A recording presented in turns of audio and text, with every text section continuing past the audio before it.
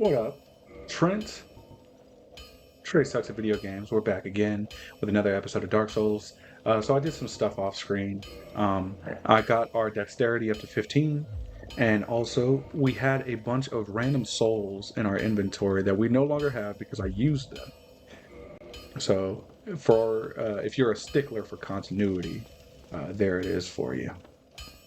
So last time we spoke about Andre the Blacksmith, and he is hammering away on this sword right here. And if I go down for some reason, it picks up a little blue magic on that sword, and then I go like this, and it's not there.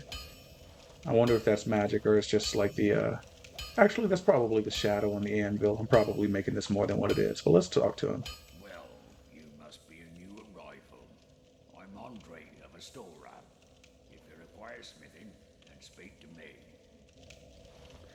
Oh, well, we do require smithing. In fact, we have 5 Titanite shards. We got more Titanite shards than we know what to do with.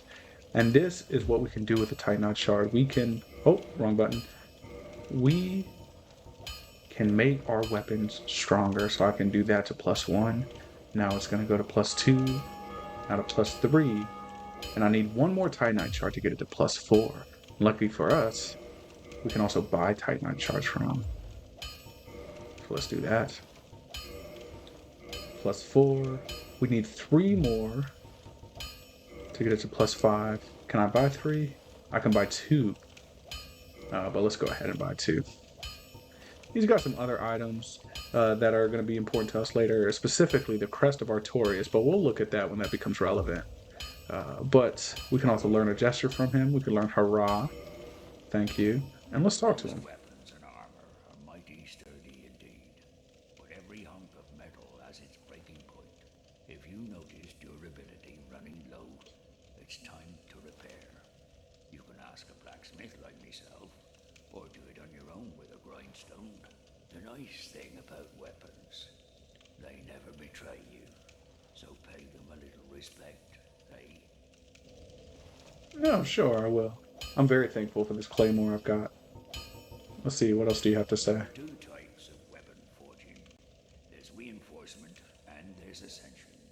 Reinforcement is simple. It strengthens the weapon and nothing more. A simple task for any blacksmith. Hell, you could even do it yourself with a smith box. But ascension's a finer art. It alters a weapon's properties. Ascension is the territory of we blacksmiths. A smith box just won't do the trick. Start out with reinforcement. When that loses its charm, you can consider ascension. As you've noticed, this land is flush with the mad and wicked. You won't make it through the night without employing my services. That is true. You need your weapons to be nice and strong. Does he say anything else? You can forge armor just like you do weapons. Forging armor is even easier than forging weapons. Whether you forge weapons or armor first, well, that's up to you. But nobody wants to see you go hollow. So whatever you do, you'd better do it well. Oh, what a jovial guy. Do you have anything else to say? And that's all he has to say. But Andre's one of my favorite characters. Get yourself killed. Neither of us want to see you go hollow. I think I just have a thing for blacksmith characters. I don't know what it is. I just like them. Like Perrin from the Wheel of Time, one of my favorite characters as well. But look at his arms. This guy's ripped to shreds. And then apparently there's actually a bunch of lost content with this character where he was supposed to do a lot more in this game than just be a blacksmith. Apparently he was supposed to be one of the key figures that opens a door that is locked to you as a character. So, but still, even with that removed, he's one of the more interesting characters in this game. So, always pay respect to your blacksmith. Always pay respect for the blacksmiths. There's actually another NPC that we're going to go talk to real quick.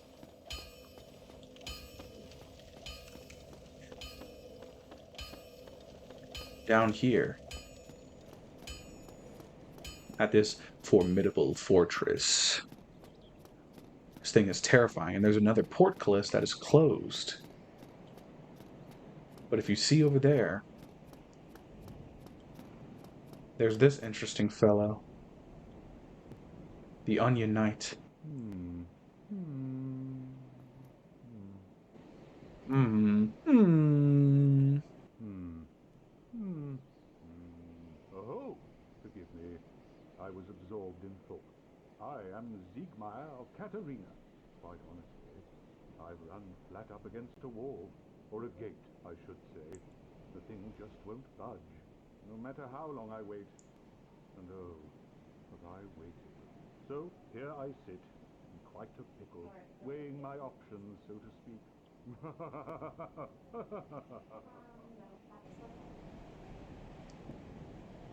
What else you gotta say? Closed. Still closed. Hmm. I think that's all he's gonna say for now. But this is another one of my favorite Still characters. closed. Uh, Hmm. I think a little bit of a spoiler to Dark Souls 3, but his Dark Souls 3 counterpart is uh, even better in my opinion. I feel like Dark Souls 3 takes this kind of character and just turns it up to 11. Very enjoyable. He's great in this game, but in Dark Souls 3, he is the best NPC in that game by far. But we wanted to be introduced to him. And also, look at these woods. Look at these trees. What's going on down here? There's like a river. I love details like that. They never expected you to look down.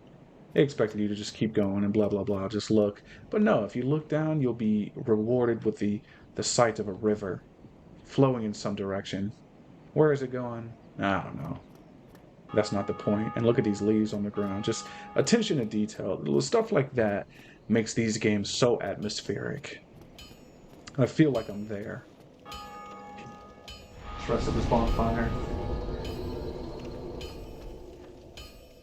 And we get to show off how strong our claymore has gotten since we've upgraded it 4 times. In fact, I think if we kill a few enemies, we might be able to upgrade it again. But let's go try that out real quick. And lucky for us, there's some enemies right up here. We'll be able to take these guys out. Get our weapon as high as it can go. Take the crossbowmen out first. Oh, see that? One shot. Didn't it take us 2 shots last time? 336 on a riposte. That's fantastic.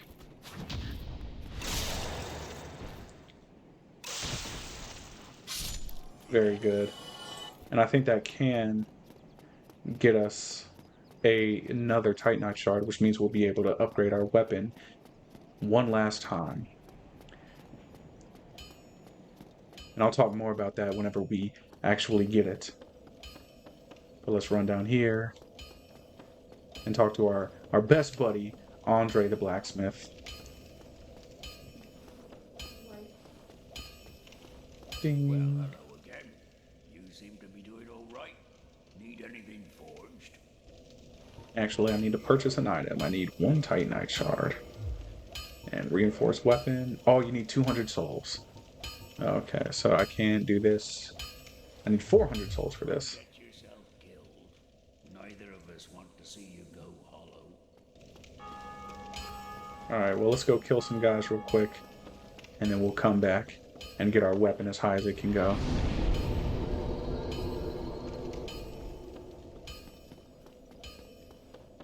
It's funny how if you are aware of what you need to do in this game, the game becomes so much more easier.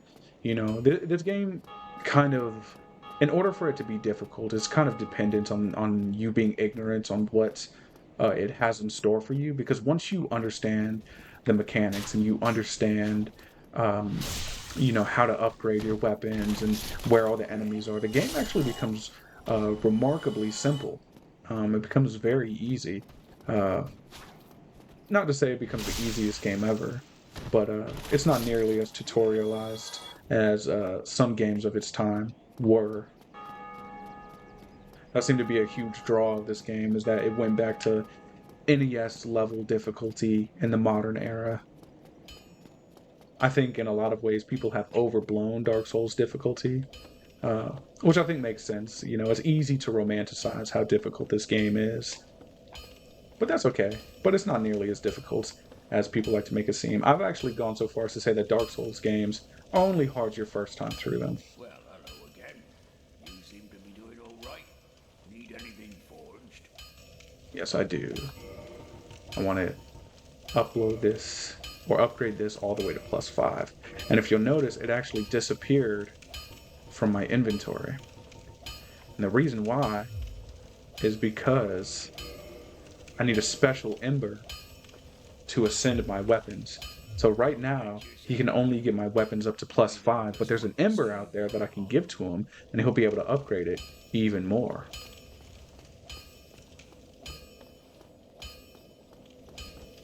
So we're on a great path already. We've upgraded our weapon as far as it can go. We've met some excellent NPCs. Very soon we're going to meet a not so excellent NPC. But I do have a goal in mind for this episode. I think we're going to end it after a very specific fight. And then I'm going to go from there. So let's go down here. Now, remember way back at the beginning, I said that the lift was broken. Well, lo and behold, if you go right here,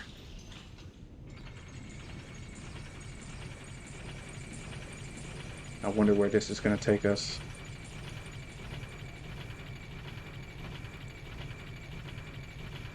Look at that, that's beautiful. If you walk out here, we're back at the Firelink Shrine. And look at that, there was an item I missed. We are back at the Firelink Shrine. That was one of those, the first time I played this game, that was one of those holy crap moments where suddenly the map made so much sense to me. I went essentially the long way just to get to the Undead Burg. And this guy's still here. Hello, I will teach you miracles. A promise is a promise after all. Now we're doing a strength build. We don't really have much to do with this guy. I'm afraid that may be... And he doesn't have anything new to say. So we're going to depart. Oh, I accidentally pressed the button. And we're going to go back here. Here we go, rested bonfire. And while I'm here, this is a perfect time actually to talk about something. Notice whenever I rested at this bonfire, I got 10 Estus Flask charges. If you look to the bottom left. Now other bonfires only give you 5, and that's because this bonfire is kindled. And a kindled bonfire will give you 10 charges rather than 5. And there's actually an item even later in the game that will give you even more charges than 10. So that's exciting to think about. We'll get there eventually. But let's see how our buddy, the Crestfallen Warrior, is. Don't you ever think to forge your weapons? Well, I have. They're at +5, actually. Soon, unless you enjoy swinging about with blunt instruments. Not very helpful. We're already ahead of the game. Try rear. Huh. How did that silly sorcerer's apprentice end up? You know, the one always prattling on about Master Logan. Oh, we haven't met that NPC yet. But never came back. Serves him right. If even old Big Hat can't make it out there, what chance does he have? I hope he enjoys his new life as a hollow. Ugh, this guy is so despicable. One of my least favorite characters. He's just a jerk, you know. What now? I'm not up for chatting. Leave me alone. Alright. So last episode, if you'll recall, we got this item, which is called a Firekeeper Soul. And there's actually an NPC down here that I forgot to mention. A very tragic NPC. Here she is. She's stuck behind this wall for some reason. So let's talk to her. No response. She cannot speak. However, if we give her a Firekeeper Soul, we can reinforce an Estus Flask. Now this character is actually our Firekeeper. She is the corporeal manifestation of the fire that we rest at above here, and it's kindled because she's here. However, in later games such as Dark Souls 2 and 3, you know, you have the Emerald Herald, and the Firekeeper from Dark Souls 3, and they're sort of treated with a level of reverence and importance that it sort of like gives them a bit of dignity. However, in the first game, she's just trapped behind these bars. This seems almost like she has no choice in the matter. Her head is down, looking at the ground before her. It's a really tragic tale that you don't even really have to fully understand to get the gravity of what is happening here. She is a prison to this role. She cannot speak. I wonder if she'll never be able to speak. Well, if you look at the bottom left, our Estus Flask now says Estus Flask +1. That means we got even more health whenever we use it. Before we go on, I'm actually going to put gold pine resin on.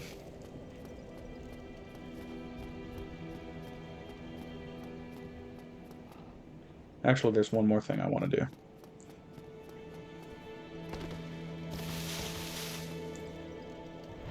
I would like to reverse hollowing.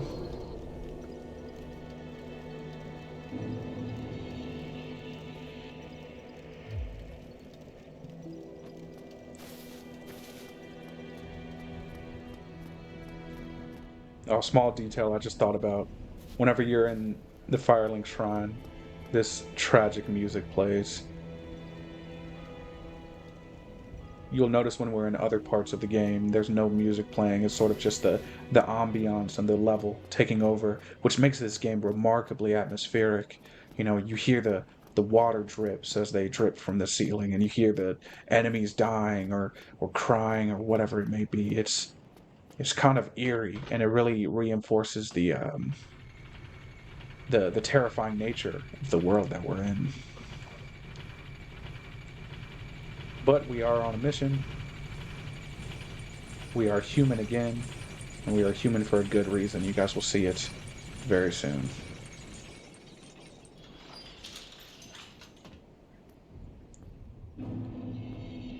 Back in the Undead Parish. Alright, let's see if we can get him to do his parry stance. Nope, not yet.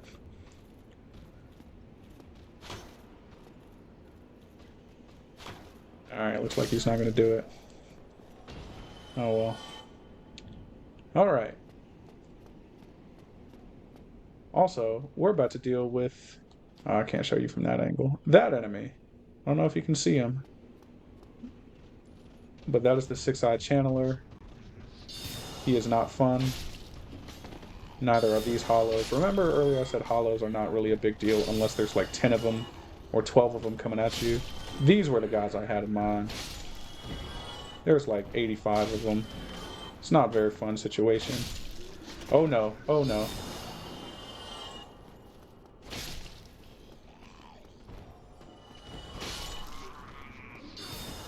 Alright, this channeler is kind of being a punk right now. Ooh. I did not think I was going to react in time to that. I'm very lucky. Alright. Luckily for us, this guy does not respawn. He's a little bit of a punk. Oh, I hear footsteps. Okay, I thought I did. Maybe they were my own.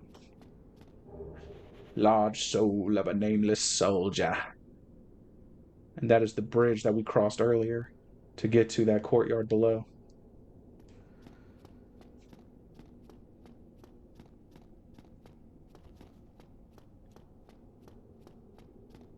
Alright, let's deal with this guy. Alright, this is another chance to get a parry stance out of this guy. Let's see if it happens. Okay, it's not happening. There we go, that's his parry stance. If I were to attack him right now, he would parry me, and he could riposte me, and that is a devastating blow. I'm not going to do it because I'm human right now, and I don't want to lose my humanity. But maybe in the future I'll show you what it's like to be riposted. It's not a great feeling, trust me. Alright, and there's this corpse right here. He's in a barrel for some reason. I wonder what that's about. And he gives you a humanity. Also, what is our sheath attached to? Look at that. Our sheath is just kind of floating there. That's some video game logic, I suppose. If you look at these boards, for some reason this one is all crooked and you can see through it. Well, if you roll through it, you're now in this room. And I wonder what is in this room. Well, it looks like a prison with this guy in it. What say you? Oh, still human, are you? Then I am in luck. Could you help me? As you can see, I am stuck without recourse. All right. So Please, let's talk to him again. I have duties to fulfill, and I will reward you handsomely. Well, I am certain you stand to benefit. Please. All right, that's all he wants to say. So, in order to get this guy out, we had to have gotten the mystery key that we got a little while ago. Resembles a basic prison cell key. Well, this is a pretty basic prison cell, I'd say. So, if we open it, let's see what he says. Thank you. Yes, sincerely. I am Knight Lordran of Karim. I truly appreciate this, and I guarantee a reward. Only later. Interesting. I don't like the way he said that for some reason. He has a very sneaky way about him. Very sneaky way about him. Look at his gold-plated armor. Yes, very sorry. Your reward will have to wait. I've just been freed. Allow me some time. Also, it looks rusted, his armor, now that I'm looking at it. So maybe he hasn't taken this off in a long time, or he's been through some perils. Free. Now, I can get back to work. Oof. That is suspicious. Let's see if he has anything else to say. Oh, no, he has nothing else to say. All right, well, we freed that guy. Maybe not the best decision we've ever made, but we're gonna deal with it. We started it, we're gonna finish it.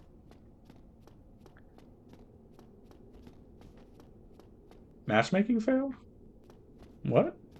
I guess someone tried to invade me or something and it didn't work. But that's okay, I didn't really want to get invaded. So the reason I am human is because when you're human, you can summon allies. We saw that in an earlier episode where there was an ally nearby for us to summon, which was very good. We didn't want to do that because we were in a pretty easy area, but however, here we are with this guy. If you remember, this is Solaire of Astora. He is our buddy. We are going to summon him. Actually, before he comes, I'm going to go through here. We're going to do this right here. I'm sure you guys are starting to understand why I'm doing this.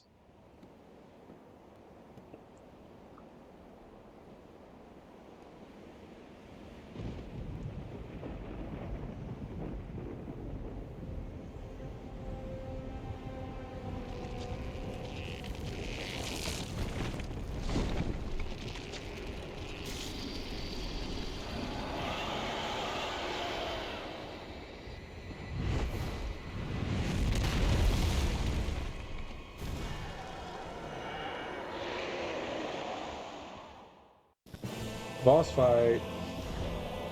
So this is the Bell Gargoyle. I'm trying to get his tail. Oh no! There we go, I got it. Oh, and we killed the first one before the second one ever came out. Let's go.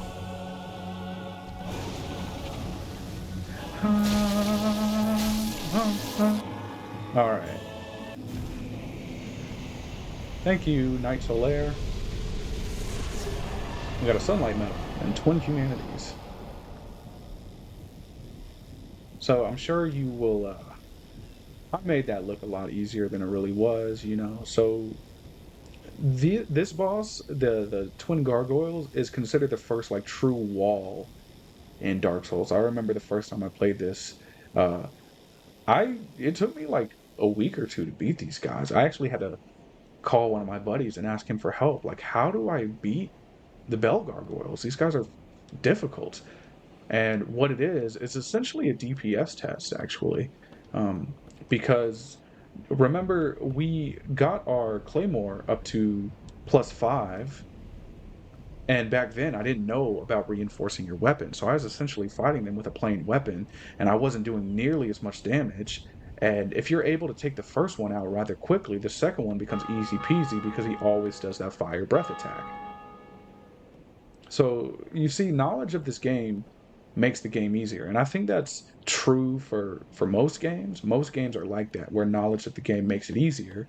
But in Dark Souls, it feels almost like a mechanic in and of itself. It's not necessarily that, oh, you've been playing the game for a long time, you're better at it, but you thought about the game and you experimented with the game and you took your time with it. That I really appreciate about Dark Souls. And also, if you come over here, you can get aggro. You can aggro that guy, and he could shoot you with an arrow. That's awesome. So theoretically, that guy can shoot you during the Bell Gargoyle fight. I wonder if anybody's like died to that. All right, we're going up and up this ladder. And remember that our main goal was to ring the bells of awakening. That's the reason Oscar got us out of our prison cell. We discovered that there were actually 2 instead of 1. And now, here we are. We're going to ring the first bell of awakening. You know, I've never really taken a good look at it before, but here it is.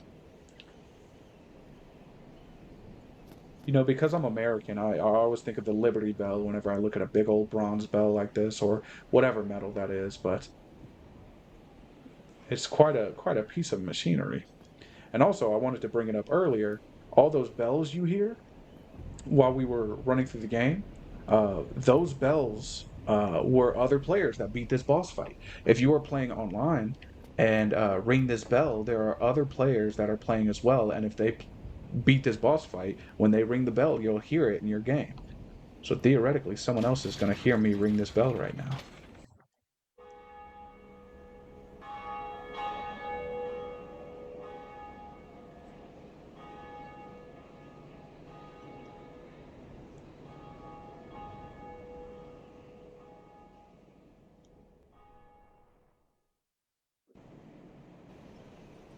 All right, well, I think that's where we're going to call it. I wanted to end it after that, and Trey sucks at video games. Thank you for watching.